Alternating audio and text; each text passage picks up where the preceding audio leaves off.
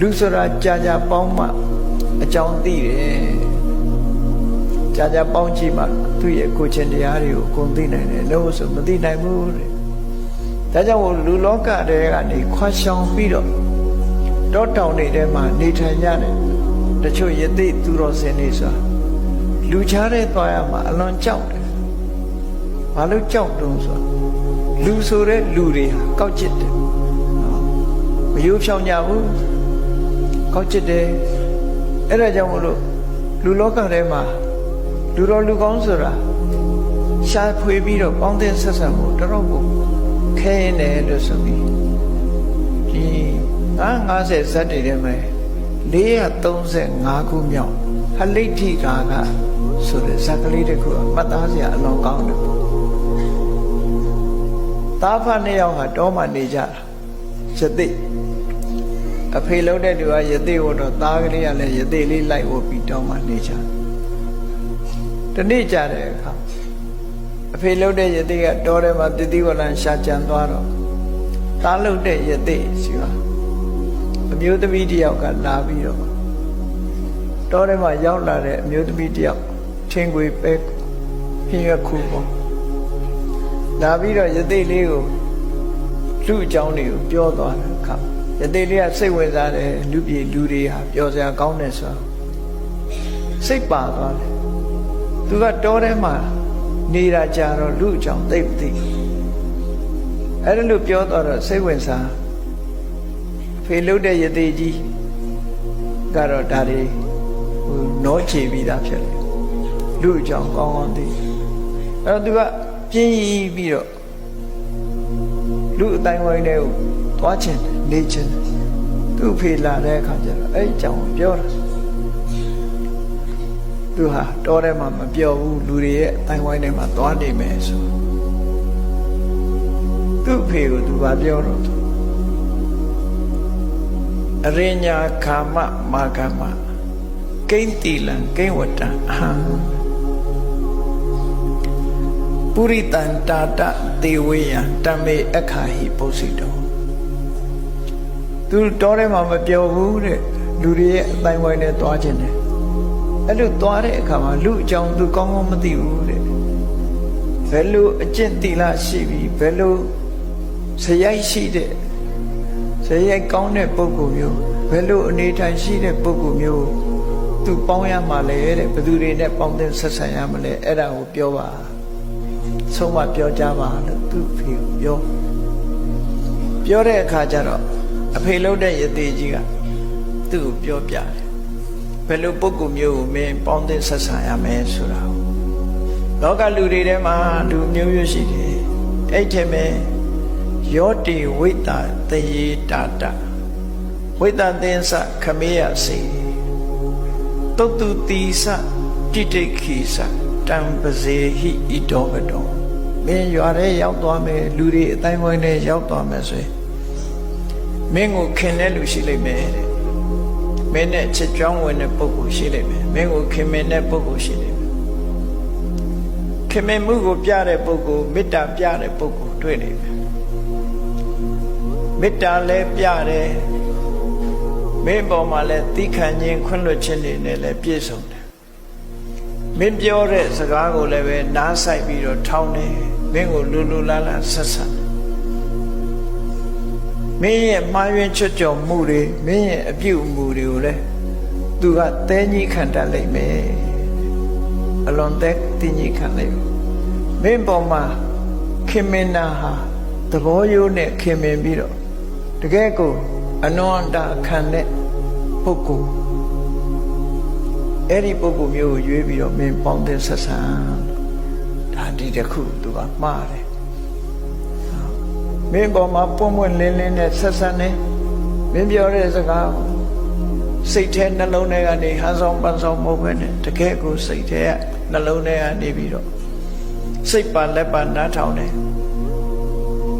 ဒီခံခွင့်လွှတ်မှုတွေရှိတယ်စိတ်သဘောထားတွေမပြောင်းဘူးအဲ့ဒီလိုပုဂ္ဂိုလ်မျိုးကိုမင်းရွေးချယ်ပေါင်းရမယ်လူတွေထဲမှာ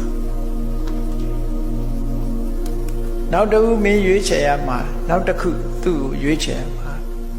ယတကာယေနဝါစာယမနတ္တာတနတ္ထိဒုက္ကတံ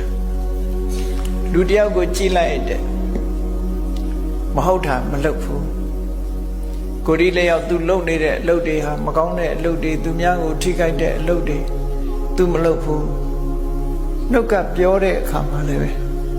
မကောင်းတဲ့အပြောတွေသူဘယ်တော့မှမပြောဘူးလိမ်ပြောတာတို့တစ်ဖက်သားတွေခုံတိုက်အောင်ပြောခုံကွဲကုန်အောင်ပြောတာတို့ဆဲရီတိုင်းထွားတာတို့အကျိုးမဲ့စကားတွေပြောတာအဲ့ဒါလို့နှုတ်နဲ့လည်းမကောင်းတာတွေသူမလုပ်ဘူးတဲ့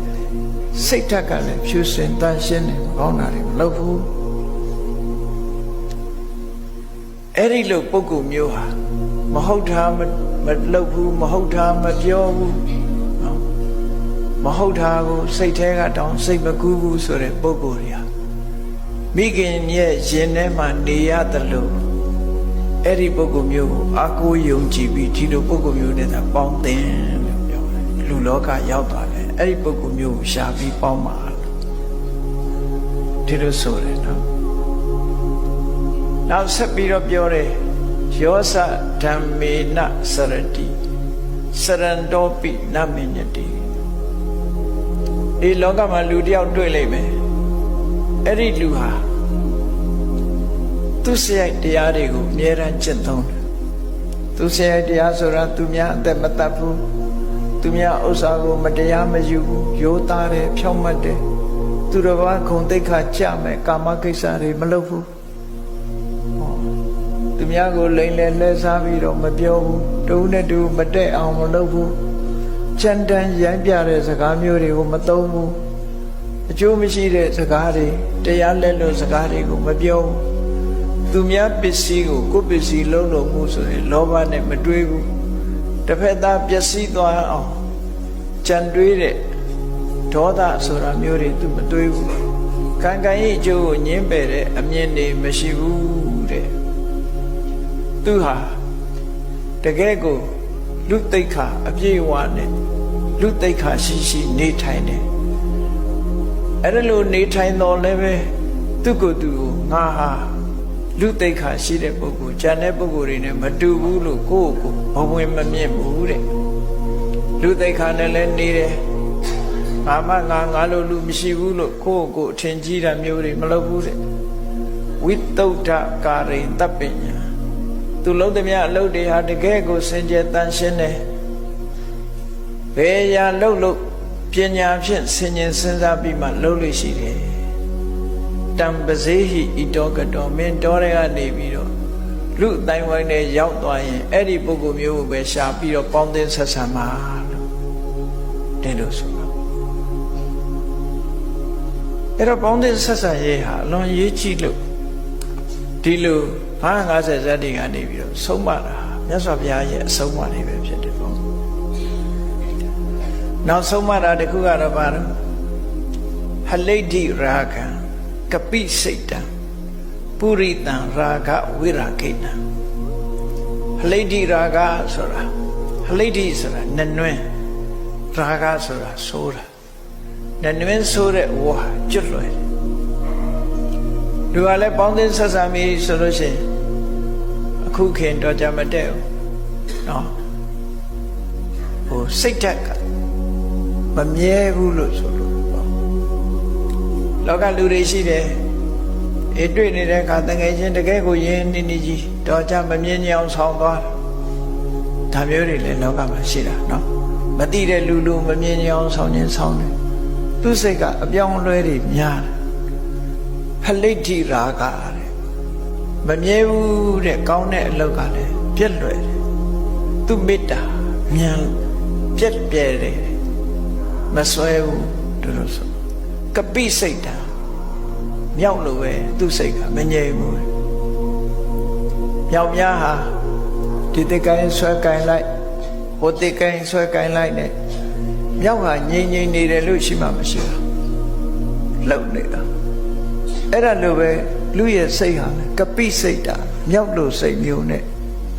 စိတ်အပြောင်းအလဲမြန်တဲ့ပုဂ္ဂိုလ်မျိုးမင်းမပေါင်းနဲ့